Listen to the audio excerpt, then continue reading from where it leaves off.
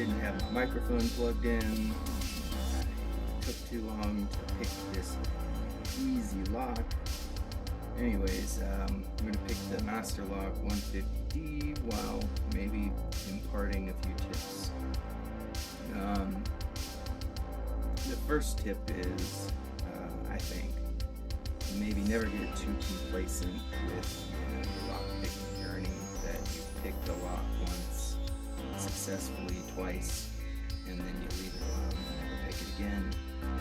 This 150D, when I first picked it back up like a week ago, I had the darndest time with it. I thought that, if I had picked it before, I should pick it in 60 seconds. And it having a few security pins, I don't know why I ended up having such a hard time with it, but I think it's worth going back through your locks and then finding a couple that you can pick if you haven't picked them in months. As well, I think, some good tips are a few good quality picks is better than dozens of cheap Chinese picks, and a lot of tension tools is probably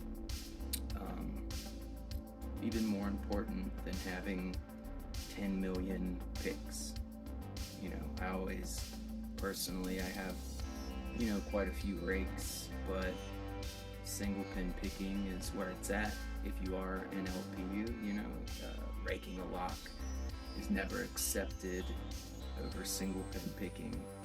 And there's a lot of good companies out there, just like Jimmy Long's, who makes these picks. You get 3 of them for like $9, not including shipping if you're in the United States. And